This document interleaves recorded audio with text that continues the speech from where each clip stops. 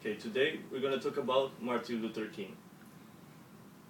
This presentation was made by Sara Bojanini, Alejandro Reyes, and Juan Pablo Muriel. First, let me talk to you about who was Martin Luther King. He was mainly an activist. He was an American civil rights activist, and he is also a social reformer and an author. He was born on January 15 of 1929 in Atlanta, Georgia. Let me give you some context so you can understand who was Martin Luther King. You remember this movie, X-Men? Well, X-Men was this movie where the human lived among all the mutants in the earth. They would have a problem, was that the human were tired of mutants. They didn't accept mutants in their society. So these two main characters, Professor X and Magneto, they both fight for the same stuff. They were fighting for the rights of the mutants. But what the difference between both of them is they use different methods to fight for their rights. Professor X, he used to fight for mutant rights, but he was fighting for inclusion of mutants to society. He was utilizing peaceful methods, and he was only caring about ethics and values. He used the power of conversation, he used the power of friendship belong the humans and the mutants. But Magneto, he was trying to reach the separation of humans and mutants. He was trying to fight for mutant supremacy, and he was trying to call for violent acts of revolution. He used to have like racist speeches. Malcolm X was one of the leaders of this time, close to 1963, and he was fighting for the same stuff as Martin Luther King. They both were fighting for rights of black people in America, but they had different methods. Martin Luther King was like Professor X, and Malcolm X was like Magneto. Now that you have a better idea of what was happening at that time, let me try to explain you why some leaders inspire. Usually, all people and all organizations, they know what they do. How? Some organizations and some people knows how they do the things they do. But why?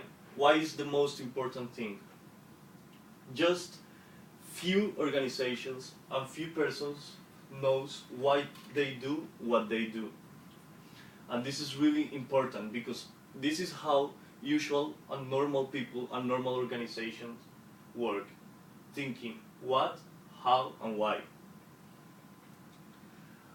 It's been demonstrated that people with emotional intelligence, not only people but organizations too, they think in the opposite way. Because people don't buy what you do, they buy why you do it. So, the leaders that inspire and organizations that inspire, they just think in the opposite way. They first think on why, then on how, and after that on what. Let me illustrate this with an example. Remember, people don't buy what you do, people buy why you do it. So, why Apple is so successful? Why every one of us is willing to buy an Apple computer or an Apple product? Because Apple is always challenging the normal. Apple is always challenging the status quo of things. They are thinking out of the box. They sell an idea, they sell a concept. They don't sell great and beautiful computers. They sell you everything we do, we believe in thinking differently. And people feel like that. People feel like they buy that. They buy that idea. They are not the only computer brand on the market. There's a lot of computer brands, and a lot of computer brands making beautiful designs, very good computers, but people feel more comfortable buying Apple computers. But let me ask you a question. You will buy an MP3 made by Dell or made by Toshiba? Most of us don't. because we don't trust them, because we just see them as a computer brand. But every day we buy an MP3 made by Apple. It's because they inspire, because they think backwards, they think why they do things. So this is motivation. Leaders that inspire are based on motivation. Let me illustrate this with another example. If you hire an employee because of what and how they can do the job, if you hire an employee just because he can do the work, this employee will work for your money, only for your money.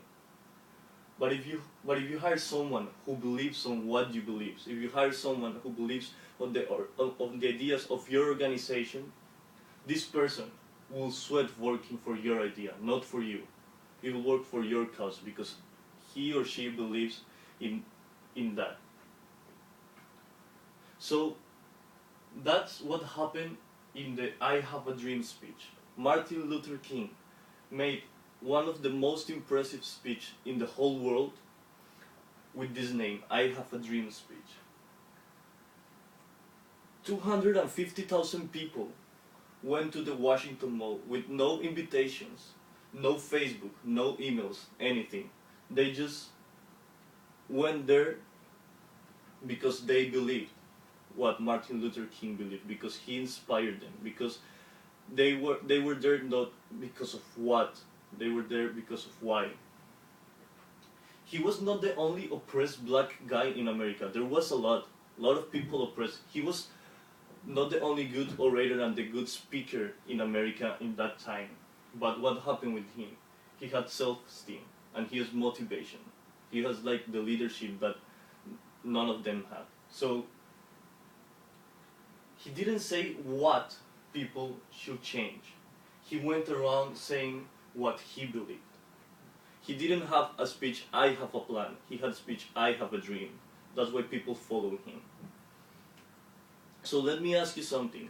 How many people you think show up for him that day? Nobody show up for him. People show up for themselves because they made this their cause. Because actually it was. They feel they were doing the same as him. We're gonna talk about this speech a little bit more later. He was a leader who inspired. That's why people went to that place and joined him, because they were not joining him, they were joining what he believed and why he did it. Now, I will leave you with the rest of the presentation with the problem solving and so on with Alejandra and Sarah. Thank you very much.